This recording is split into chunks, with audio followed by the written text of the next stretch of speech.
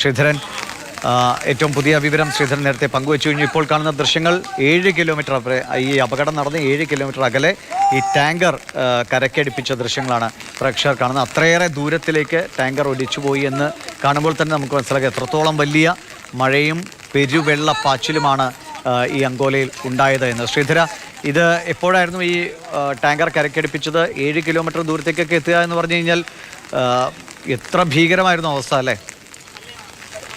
ഈ ടാങ്കർ കരക്കടിപ്പിച്ച് 2 ദിവസങ്ങളെങ്കിലും കഴിഞ്ഞ അതിന്റെ ദൃശ്യങ്ങൾ ഇപ്പോഴാണ് പുറത്തു വന്നത്. ഏതായാലും ഇവിടെ താഴെ പോയ ടാങ്കറാണ്, ഈ മണ്ണിടിച്ചിൽപ്പെട്ട ടാങ്കറാണ് 7 കിലോമീറ്റർ അപ്പുറത്തുള്ള ബീച്ചിനോട് ചേർന്നുള്ള അഴിമുഖത്ത് ഇങ്ങനെ കണ്ടെത്തിയത്. ഏതായാലും ഇങ്ങനെയുള്ള ഈ ദൃശ്യങ്ങൾ പലതായിട്ട് ഇപ്പോൾ പുറത്ത് വരികയും ചെയ്യുന്നുണ്ട്.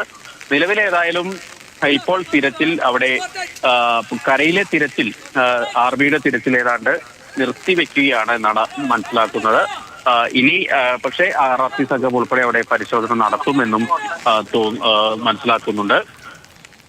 KRC കൂരാച്ചുണ്ടെന്നൊക്കെ സന്നദ്ധ പ്രവർത്തകരുടെ സംഘം, അതുപോലെ തന്നെ മറ്റിടങ്ങളിൽ നിന്ന് കേരളത്തിന്റെ വിവിധ ഭാഗങ്ങളിൽ വന്ന സന്നദ്ധ പ്രവർത്തകരുടെ സംഘമൊക്കെ അവിടെ തിരച്ചിൽ തുടരും എന്നുള്ള നിലപാടിലാണുള്ളത്. അതിനെങ്ങനെ അനുമതി കിട്ടും എന്നുള്ള കാര്യമാണ് ഇനി അറിയേണ്ടത്. നേരത്തെ മുതൽ തന്നെ കർണാടകയിലെ റവന്യൂ വകുപ്പ് അല്ലെങ്കിൽ ജില്ലാ ഭരണകൂടമൊക്കെ പറയുന്ന ഒരു കാര്യം പുഴയിലാണ് ഇനി ഫോക്കസ് ചെയ്യേണ്ടത് എന്നുള്ളതാണ്. കരയിൽ ഈ വണ്ടിയില്ല, ട്രക്കില്ല എന്നുള്ള ഒരു നിലപാട് അവർ എടുക്കുന്നുണ്ട്.